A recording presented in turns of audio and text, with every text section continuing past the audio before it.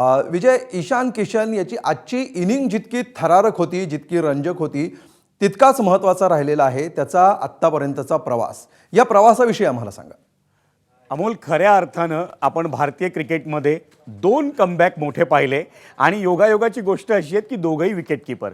एक आहे ऋषभ पंत, प्रचंड असा मोठा ॲक्सिडेंट, जीवावर बेतलं होतं, पण त्या जीवावर बेतलेल्या प्रसंगातून तो उभा राहिला आणि आंतरराष्ट्रीय क्रिकेटमध्ये त्यानं शानदार पुनरागमन केलं. ईशान किशनच्या यशोकहाणीकडे आपलं दुर्लक्ष होतं आहे.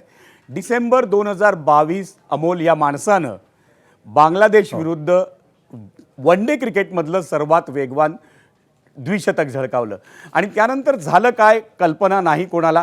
कदाचित क्रिकेटमध्ये तुमच्यावरती असणारा प्रकाशझोत, लोकांचं तुमच्याकडे असणारं लक्ष, सातत्यानं तुम्हाला परफॉर्मन्सचा विचार करायला लागतो, त्यामुळं कदाचित असावा मेंटल फटीग, मानसिक थकवा ईशान किशनला केवळ वर्षभरात जाणवू लागला.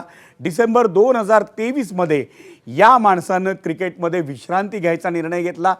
BCCIला त्यानं कळवलं, पण झालं उलटंच. या गोष्टीनंतर अनेकांनी असं म्हटलं की त्याचं लक्ष फक्त IPLवर आहे, 2020 क्रिकेटवर आहे. BCCIनं तर कॉन्ट्रॅक्ट लिस्टमधनं त्याला काढलं. निवड समिती सदस्यांनी त्याच्याकडे दुर्लक्ष केलं. या प्रसंगी कोणाला तरी त्याच्याशी बोलायला हवं होतं, पण ते कदाचित घडलं नाही. पण त्यानंतर जे घडलं ना अमोल, तो केवळ आणि केवळ चमत्कार होता.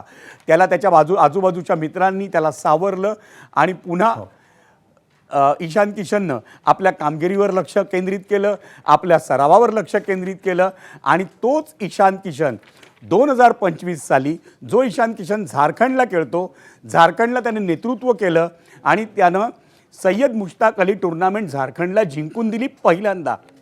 खरं. त्या टुर्नामेंटमध्ये त्याचा परफॉर्मन्स 517 धावा, स्ट्राईक रेट 197पेक्षा जास्त आणि फायनलमध्ये त्यानं 100 केले, 101 धावांची खेळी. ही कमाल केली. तो भारतीय संघात आला. न्यूझीलंडसमोर त्यानं 2 खेळ्या ज्या केल्या त्या यंदाच्या मोसमात किंवा 2026मध्ये, त्या खरोखर कमाल होता. मला बघायला लागेल नीट. 32 चेंडूमध्ये 76 धावांची आणि 43 चेंडूंमध्ये नाबाद 101.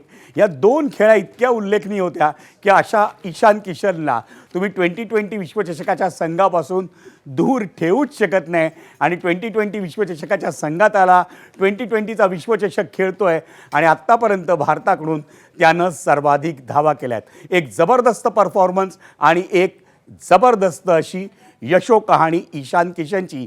ही यशोकहाणी आता आपल्याला आणखी एका चांगल्या स्वप्नापर्यंत घेऊन जावं, हीच एक अपेक्षा अमोल.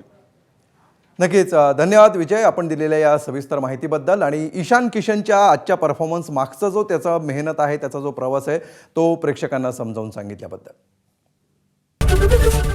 ABP माझा, उघडा डोळे बघा नीट.